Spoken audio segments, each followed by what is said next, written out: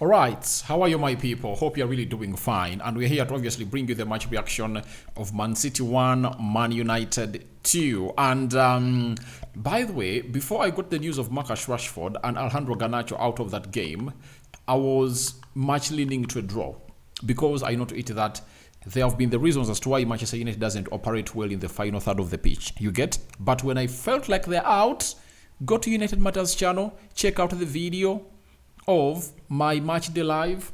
I said I'm really smelling a win for Manchester United, and I felt it because I knew to it that if you are having two players like Amad Diallo and Bruno Fernandes playing as the number 10 and they compose themselves very well into that game of football, City is always a team that will always give you 1 or 2, 3 chances. So it depends on how you're obviously going to come up and obviously execute them. Smash the like button, comment and share. Full time, Man City 1, Man United 2, and Ruben Amorim has become the first Man United manager to win his first Manchester derby after Sir Alex Ferguson.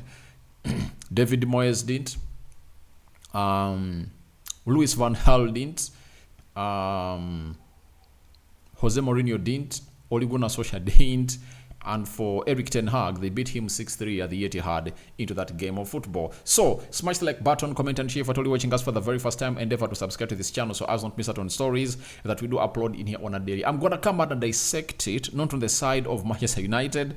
I'm going to dissect this win on the side of Man City, Arsenal, Liverpool, and so on and so forth, on what it means to what they are supposed obviously be expecting in the next times. Now, for Pep Guardiola, this is the 11th game.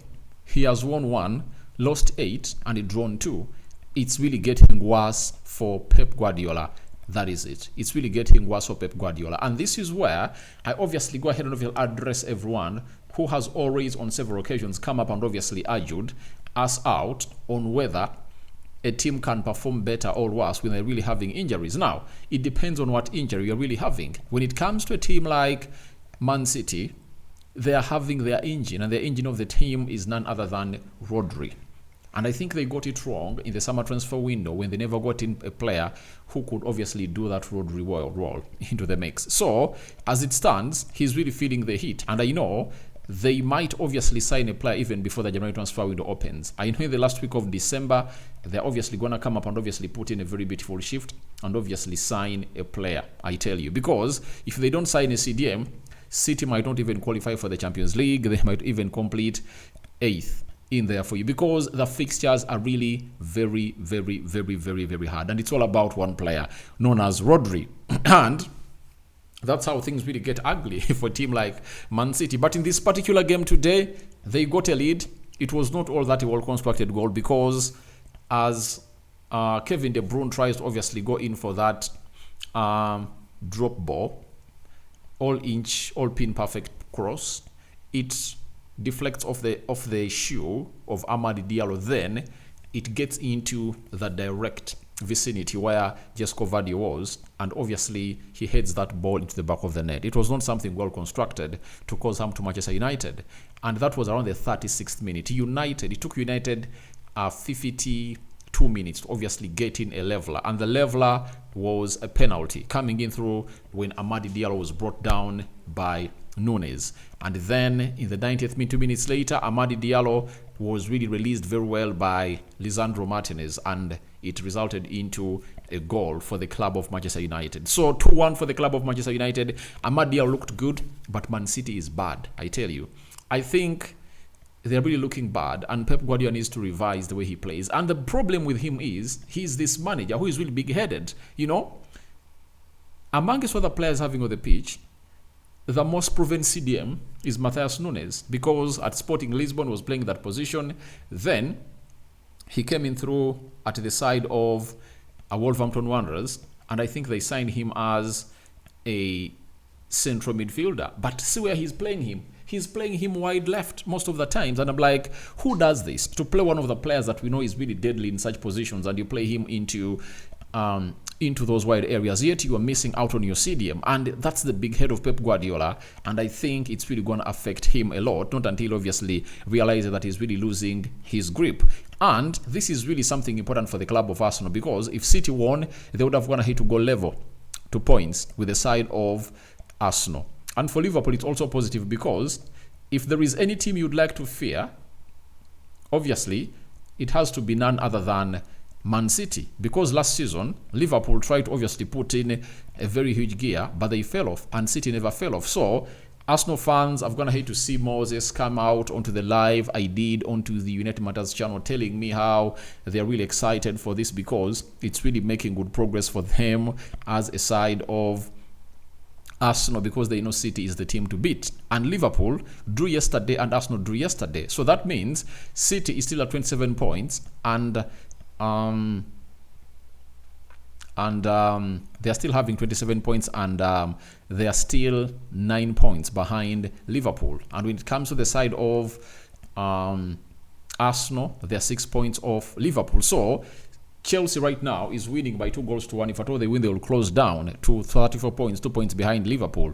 So I think it's really going to be a very good heated up race. How can City operate when they're really chasing from the back with very many points behind them? So I'm going to be really telling you more about this game, I think, especially after the reaction of the manager, but he's really doing very bad. And Statman Dave has something to say about this game, you know. Statman Dave, where are you? Statman Dave has gone ahead of his profile something about Pep Guardiola, and this is what he really had to say. And he has told us that, let's obviously have a little grip of this before we go into the stats of the game that really transpired into this encounter today. So, Arsenal fans are really jubilating, right? All right. So, he's telling us that since the 1st of November, Man City have picked just 0.5 points per game, the worst record of any Premier League side. So, people are calling him Guardiola. So you see where it's going. And let this tell you that no manager is safe. And things can turn around anyhowly.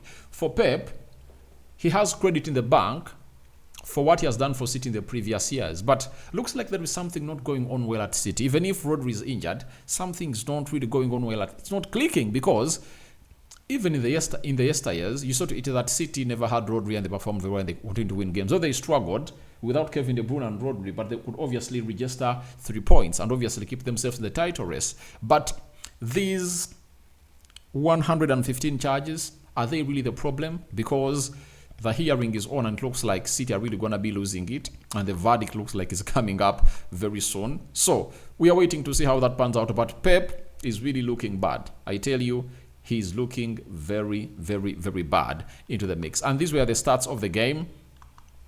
10 shots by City, 10 shots by United. All had 3 shots on target. 52% by City, 48% by Man United.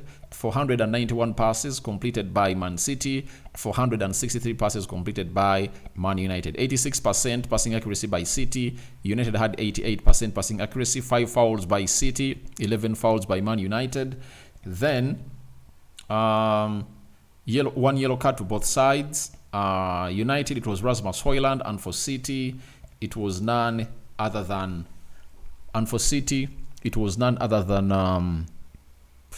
Kyle Walker, right? Then no red cards issued, 0 offsides to City, and 6 offsides to the side of Manchester United. Then 8 corners to City and 2 corners to the side of Man United, and that's how everything really panned out. The table, how it looks, with Chelsea leading by 2 goals to 1. Liverpool 36 points first. Second is Chelsea, 34 points. Arsenal is having 30 points in the 3rd position. Nottingham Forest is having 28. City is having 27, and Man United is 12 with 22 points. Guys, it's really competitive in here for you, and we're waiting to see how things really pan out for this entire league. And my man of the match has been Amadi Diallo, but obviously the man has been schooled by but we can all tell you that the man known as Pep Guardiola has been schooled by the man himself, known as Ruben Amorim. Remember, Ruben Amorim beat him in Sporting Lisbon last month, you know? And when he came in here, he has gone ahead, obviously beat him. So, we wait to see. Has United taken over the dominancy of what we call the Manchester City? Because Manchester is red. It's not blue. Manchester is red. Guys, I sign out for now. See you later, and may the living to God bless you abundantly. And that's what I had for you. I think last video of the day, early morning. We'll obviously come up with more videos. Bye bye.